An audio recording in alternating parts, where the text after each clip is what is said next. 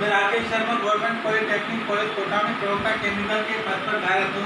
यह मैं second year chemical विषय से 200 हार्डवेयर का अध्यापन करता हूँ। आज हम यूनिट नंबर 5 के बारे में अध्ययन करेंगे। इसका टॉपिक है डार्सी इक्वेशन या डार्सी का समीकरण। और यहाँ पर कैसे करते हैं Darcy equation for loss of head due to friction. जब कोई लिक्विड किसी पाइपलाइन में फ्लो करता है तो पाइपलाइन के कारण लिक्विड की पाइपलाइन में घर्षण के कारण लिक्विड की एनर्जी का लॉस होता है। पाइप की सतह मुख्य रूप से दो प्रकार की होती है। पाइप की सतह स्मूथ सरफेस वह पाइप जिनकी सतह चिकनी होती है जिसको पाइप कहा जाता है, और रफ पाइप वे पाइप जिनकी सतह खुरदरी होती है उन्हें रफ पाइप कहा जाता है। जब स्मूथ पाइप की तुलना में रफ पाइप के द्वारा पाइप में फ्लो का रेजिस्टेंस लगाया जाता है, इसका लिक्विड की एनर्जी का लॉस होता है। वह क्वेश्चन जो पाइप में घर्षण का लिक्विड की एनर्जी लॉस को कैसे करती है वह डार्सी का समीकरण कहलाती है तथा इसका मान निम्न प्रकार से ज्ञात किया जाता है। यहाँ पर एक हॉरिजॉन्टल पाइप दिखाया गया है, इसका डायमीटर यूनिफॉर्म है अर्थात सभी जगह समान है। इसमें लिक्विड सेक्शन 1 से सेक्शन 2 की तरफ फ्लो कर रहा है जैसा कि चित्र में दिखाया गया है। यहाँ पर प्रेशर P1 लग रहा है और प्रेशर P2 प्रदर्शित किया जाता है। और यहाँ पर P1 प्रदर्शित करता है intensity of pressure in the liquid at section 1। Section 1 पर लिक्विड में दाब की तीव्रता P1 द्वारा प्रदर्शित की जाती है। P2 बराबर intensity of pressure in the liquid at section 2। Section 2 पर लिक्विड में दाब की तीव्रता P2 द्वारा प्रदर्शित की जाती है। डी यहाँ पर डायमीटर पाइप का डायमीटर डी से प्रदर्शित किया जाता है। एल बराबर length of the pipe between section 1 and section 2। Section 1 और सेक्शन 2 के बीच पाइप की लंबाई एल द्वारा प्रदर्शित की जाती है। A equal to cross sectional area of the pipe. Pipe का cross sectional area capital A द्वारा प्रदर्शित किया जाता है।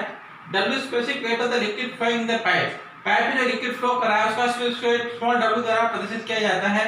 v बराबर velocity of liquid flow in the pipe. Pipe में जो लिक्विड फ्लो कर रहा है उसकी वेलोसिटी को v द्वारा प्रदर्शित किया जाता है। H बराबर loss of head due to friction in the pipe. Pipe में घर्षण का जो लिक्विड के हेड लॉस हो रहा है उसे H द्वारा प्रदर्शित किया जाता है। इसके लिए इक्वेशन यहाँ पर निकाल ली जाती है। बोलो अब यहाँ पर सेक्शन 1 पर लिक्विड में दाब की तीव्रता का मान निकाला जाता है P1 से force acting on the liquid at section 1। Section 1 पर जो लिक्विड पर बल कार्य कर रहा है उसे P1 द्वारा प्रदर्शित किया जाता है। Force acting on the liquid at section 2। Section 2 पर लिक्विड पर जो बल कार्य करता है उसे -P2 द्वारा प्रदर्शित किया जाता है। Net force acting on the liquid between section 1 and section 2। Section 1 और सेक्शन 2 के बीच में जो नेट फोर्स जो लिक्विड पर कार्य करता है उसे P1A -P2A द्वारा प्रदर्शित किया जाता है या P1 -P2A द्वारा प्रदर्शित किया जाता है। यदि पाइप में घर्षण के कारण एनर्जी का लॉस नहीं होता है तो P1 और P2 का मान समान होता है, लेकिन एक्चुअल में P1 और P2 का मान समान नहीं होता है क्योंकि पाइप में कुछ घर्षण का एनर्जी का लॉस हो जाता है। अब आपके द्वारा लिक्विड की सतह पर जो घर्षण बल लगाया जाता है उसके संबंध में फ्रॉड नामक वैज्ञानिक ने एक्सपेरिमेंट के द्वारा दो नियम यहाँ पर दिए थे, जिसमें पहला नियम कहलाता है friction resistance proportional to square of the velocity of liquid flowing in the pipe. Friction resistance का मान पाइप में प्रवाहित हो रहे लिक्विड की वेलोसिटी के स्क्वायर के समानुपाती होता है। दूसरा friction resistance is proportional to wetted area of the pipe. Friction resistance का मान पाइप की वह सतह जो लिक्विड की द्वारा गीली की जाती है उसके एरिया भी समानुपाती होता है। इन दोनों नियमों के आधार पर हम फ्रिक्शन रेजिस्टेंस का मान ज्ञात किया जाता है। और यहाँ पर फ्रिक्शन रेजिस्टेंस का मान ज्ञात करने के लिए फैक्टर एफ' का प्रयोग किया जाता है। एफ' कहलाता है friction resistance per unit wetted area per unit velocity of liquid flow in the pipe. Pipe में जो लिक्विड फ्लो कर रहा है उसका इकाई वेटेड एरिया और इकाई वेलोसिटी पर फ्रिक्शन रेजिस्टेंस का मान एफ' द्वारा प्रदर्शित किया जाता है।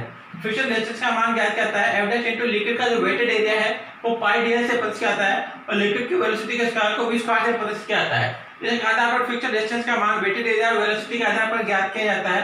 फ्रिक्शन रेजिस्टेंस बराबर f' πdl into v square. On balance the forces acting on the liquid between section 1 and section 2। Section 1 और सेक्शन 2 के बीच में जो लिक्विड पर जो बल कार्य कर रहे हैं, एक तो प्रेशर फोर्स और दूसरा फ्रिक्शन फोर्स, ये दोनों बल आपस में एक दूसरे को संतुलित कर लेते हैं। हमें समीकरण प्राप्त होता है P1 P2 = f' πdl v square. तो P1/W - P2/W को hf से प्रदर्शित किया जाता है जो कि loss of head due to friction कहलाता है। इसे P1 - P2 का मान WHF प्राप्त होता है। इसे इक्वेशन में रख करके hf की इक्वेशन निकाली जाती है। अब यहाँ पर हमें loss of head due to friction के लिए इक्वेशन निकाली जाती है। P1 - P2 का मान WHF रखा जाता है। WHF के बराबर f' πdl into v square से hf का मान प्राप्त होता है f' πdl v square upon w into a। अब यहाँ पर f' का मान फ्रिक्शन फैक्टर के रूप में रखा जाता है। f' बराबर f अपॉन 2g। f यहाँ पर फेनिंग फ्रिक्शन फैक्टर कहलाता है जिसका मान पाइप की सतह की प्रकृति पर निर्भर करता है। स्मूथ पाइप के लिए फ्रिक्शन फैक्टर का मान कम होता है, जबकि रफ पाइप के लिए फ्रिक्शन फैक्टर का मान अधिक होता है। यहाँ पर एवरेज का मान रखा जाता है H बराबर Fw/2G into pi T B square upon W into A। इसका पाइपलाइन का क्रॉस सेक्शन ए यहाँ पर पाई/4 D स्क्वायर से प्रदर्शित किया जाता है। यहाँ पर D पाइप के डायमीटर को प्रदर्शित करता है। तो कहीं प्राप्त होती है H बराबर Fw/2G into pi T B square upon W into पाई/4 into D स्क्वायर से H का मान में प्राप्त होता है। इस प्रकार से हमें फाइनल इक्वेशन प्राप्त होती है H बराबर 4FLV²/2GT। यह कहलाती है Darcy equation for loss of head due to friction in the pipe. जब कोई लिक्विड किसी पाइपलाइन में फ्लो करता है तो पाइप में लिक्विड में घर्षण के कारण जो एनर्जी का लॉस होता है, हेड लॉस का मान HF द्वारा प्रदर्शित किया जाता है, जिसकी इक्वेशन HF कहलाती है H बराबर 4FLV²/2GT। यह कहलाती है Darcy equation for loss of head due to friction in the pipe. Darcy की समीकरण जो कि पाइप में घर्षण के कारण हेड लॉस को प्रदर्शित करती है, वह इक्वेशन डार्सी इक्वेशन कहलाती है।